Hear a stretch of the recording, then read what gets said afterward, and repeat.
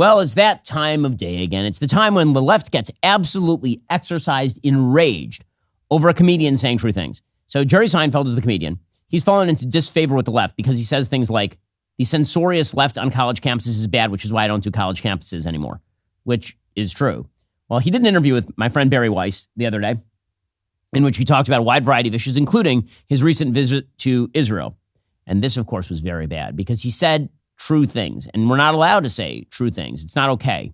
So Barry does a podcast called Honestly that's totally worth the listen. You should give it a shot. And here was Jerry Seinfeld talking about being a man, for example. As a man, can I say that? You sure you are? Are you?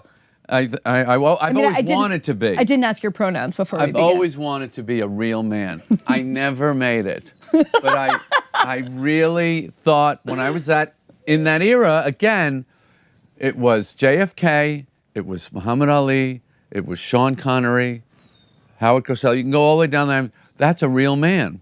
I want to be like that someday. Well, no. I never really grew up. You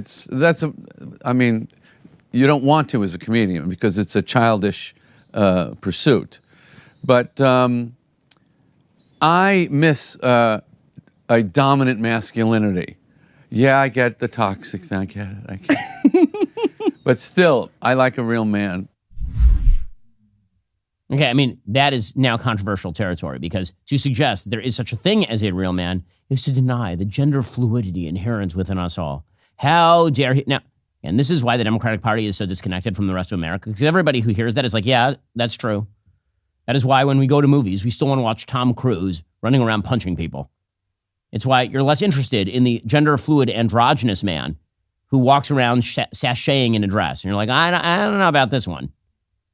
There's a reason. Again, he's saying the obvious. He also spoke the obvious about the situation in Israel, which, of course, is the thing that really sets off the left these days. You have to side with Ayatollah Khamenei if you really want to be taken seriously by the left. Seinfeld didn't do that. You were in Israel Yes. since the war started. How was that trip?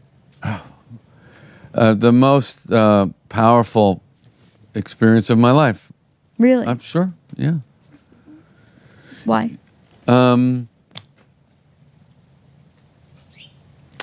You just...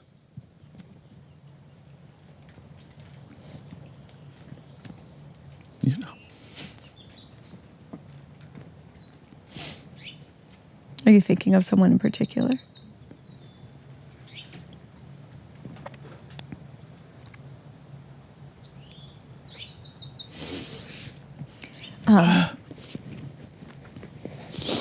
Sorry.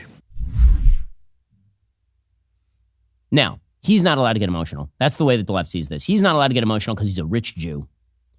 Now, you're allowed to get emotional about what's going on in the Gaza Strip, even though every iota of it is Hamas's fault. You're allowed to get very emotional about that because those are impoverished brown people. But Jerry Seinfeld is a rich Jew. So if Jews get murdered, slaughtered for being Jewish, then he's not allowed to get emotional. That makes him a hypocrite. This is the intersectional ideology at work. You can't be against human suffering generally, including for Jews. You just have to be in favor, or at least ambivalent, about Jewish suffering because Jews happen to be too high in the success scale of life. So how dare Jerry Seinfeld? That was some of the blowback that Jerry Seinfeld was receiving for all of this. When, of course, as it turns out, not particularly shocking that Jerry Seinfeld, a Jew, might get emotional that Jews were slaughtered for being Jewish in the Gaza envelope, and that the rest of the world has apparently decided that that is of no serious consequence, and that Israel thus has no right to defend itself so long as Hamas does the worst humanitarian thing it can do and hides behind civilians, no matter how targeted Israel is.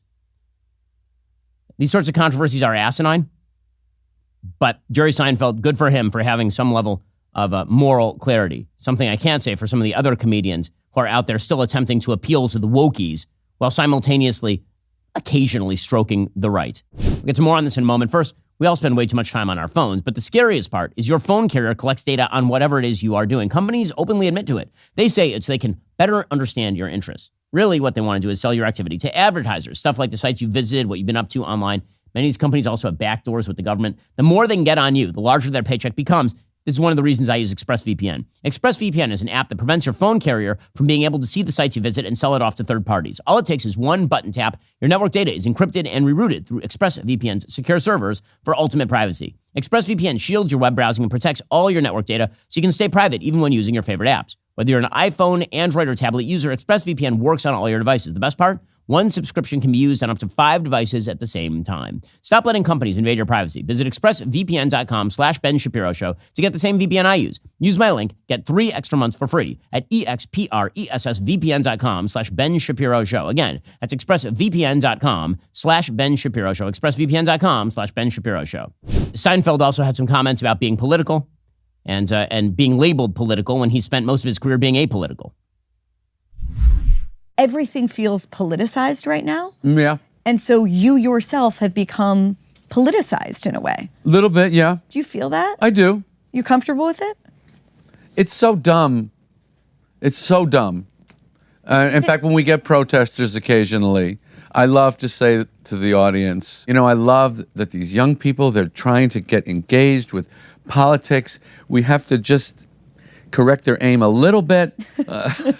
They don't seem to understand that as comedians, we really don't control anything. Right, right. No one's really... No, you're pulling the strings over the war in Gaza. Yeah. Right? That's how I think of you. Yeah.